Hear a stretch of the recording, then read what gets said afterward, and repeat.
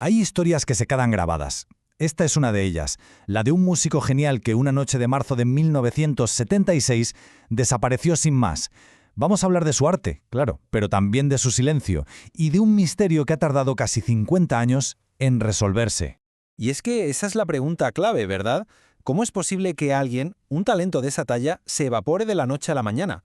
Parece una pregunta sencilla, pero su respuesta, tardó casi medio siglo en llegar. Y hoy, cuando la conocemos, resuena con una fuerza brutal. Vamos a situarnos para que se entienda bien el shock. Estamos en Buenos Aires, marzo del 76. Francisco Tenorio Jr., un pianista brasileño en la cima absoluta de su carrera, sale un momento del hotel, va por un sándwich, así de simple, y ya está, nunca más se supo de él. Pero claro, antes de la tragedia, antes de la desaparición, estaba la música. Porque para entender lo que se perdió, primero tenemos que entender al genio que lo creó.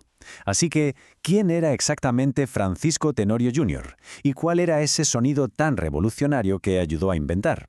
A ver, a principios de los 60, la música brasileña en el mundo era básicamente bossa nova, ya sabes. Íntima, sofisticada, muy centrada en la voz.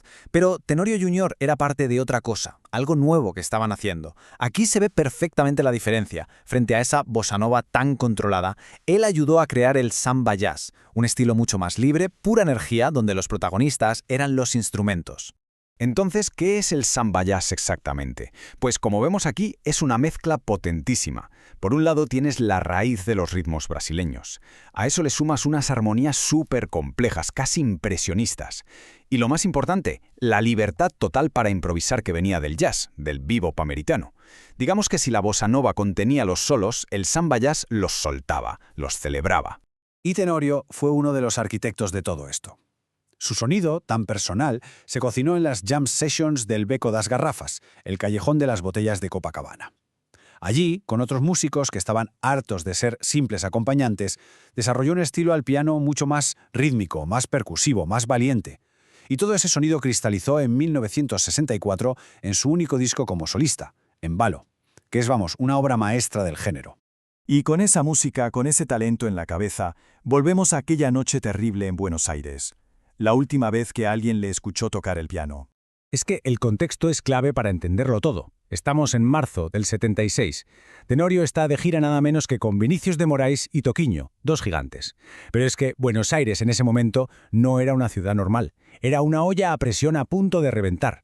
Faltaban días para el golpe de estado militar y el ambiente era de pura paranoia. Un malentendido, estar donde no debías, podía costarte la vida. Y esta es la reconstrucción de sus últimas horas.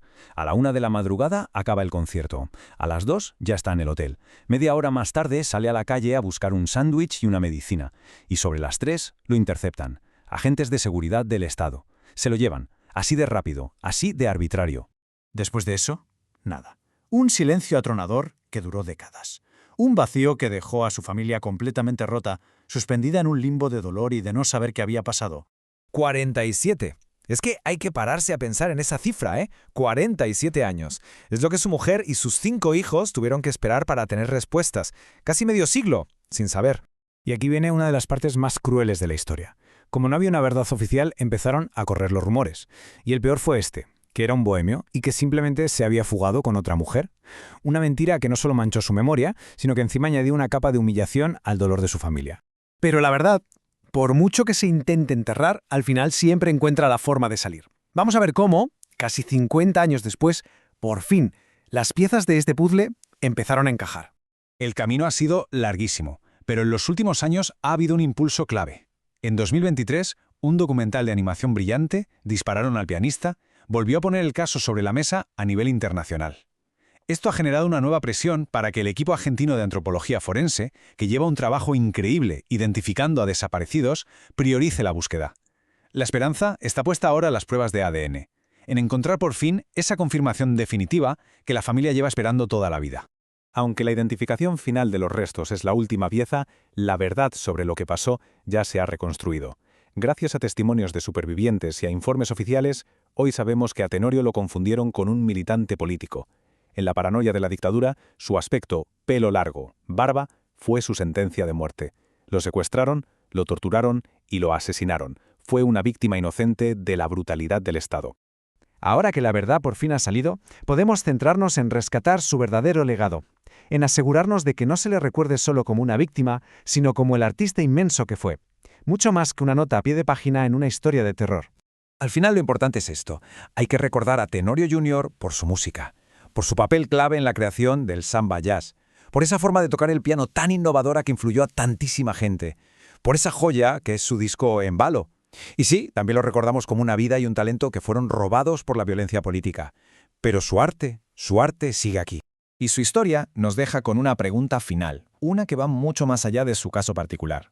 Cuando el poder silencia al arte, ¿de quién es la responsabilidad de que la canción siga sonando?